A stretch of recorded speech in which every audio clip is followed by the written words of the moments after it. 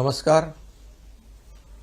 सध्या देशभरामध्ये नवीन JN1 हा Covid variant आढळला आहे. महाराष्ट्रात देखील काही रुग्ण आढळलेले आहेत आणि त्या दृष्टीने आपल्याला आवश्यक ती खबरदारी काळजी घेण्याची आवश्यकता आहे आणि त्या दृष्टीने आज एक महत्त्वाची बैठक या ठिकाणी घेतली. यामध्ये सार्वजनिक आरोग्य विभाग, वैद्यकीय शिक्षण विभाग, दोन्ही मंत्री, मुख्य सचिव, संबंधित सचिव, विभागीय आयुक्त आणि जिल्हाधिकारी असे सर्वच अधिकारी होते आणि यांना मी सूचना दिलेल्या आहेत, निर्देश दिलेले आहेत की जी आपली कोविडची पूर्वीची यंत्रणा जी आहे, मग आयसोलेशन बेड असतील, ऑक्सिजन बेड असतील, ICU बेड असतील, व्हेंटिलेटरचे बेड असतील, PSA प्लांट असेल, ऑक्सिजन प्लांट असेल, त्याचबरोबर RT-PCR लॅब असतील, या सर्व ज्या यंत्रणा आहेत त्या अलर्ट ठेवण्याच्या सूचना दिलेल्या आहेत. त्याचबरोबर इलेक्ट्रिक, स्ट्रक्चरल आणि फायर ऑडिट करण्याच्या देखील सूचना मी दिल्यात. औषधाचा साठा व्यवस्थित आहे की नाही ते देखील तपासण्याच्या आणि औषध साठा देखील व्यवस्थित ठेवण्याच्या सूचना या ठिकाणी दिलेल्या आहेत.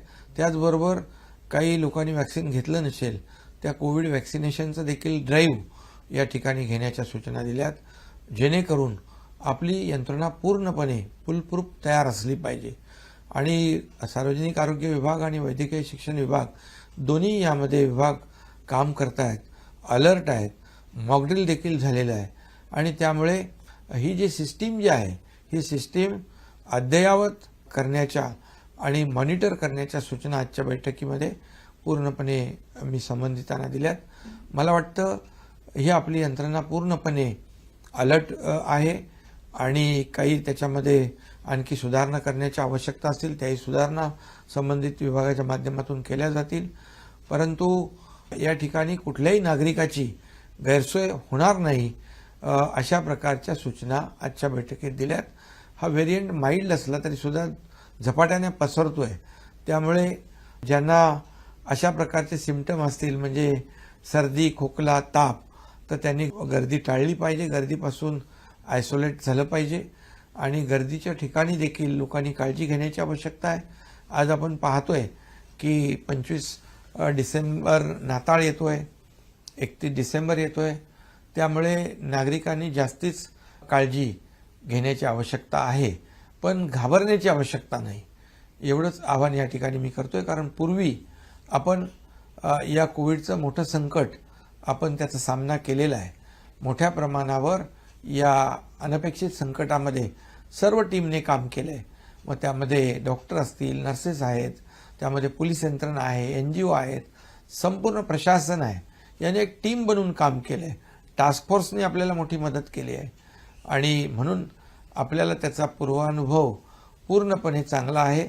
त्याचबरोबर आदरणीय प्रधानमंत्री नरेंद्र मोदी साहेबांच्या नेतृत्वाखाली आपल्या देशाने देखील धीरोदात्तपणे या कोविड संकटाचा सामना केला आहे आणि त्याचाही अनुभव आपल्याला आहे. आपल्या राज्याला देखील केंद्र सरकारने मोदी साहेबांच्या नेतृत्वाखाली त्या काळात देखील भरीव कोविडसाठी मदत केली आणि म्हणून यावेळेस आपली यंत्रणा पूर्णपणे अलर्ट असली पाहिजे. यासाठी आजचा एक महत्त्वाची बैठक, आढावा बैठक घेतलेली आहे.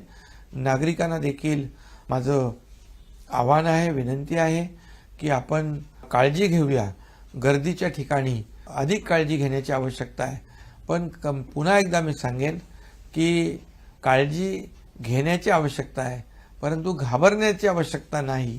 कारण याचा सामना आपण व्यवस्थित करू.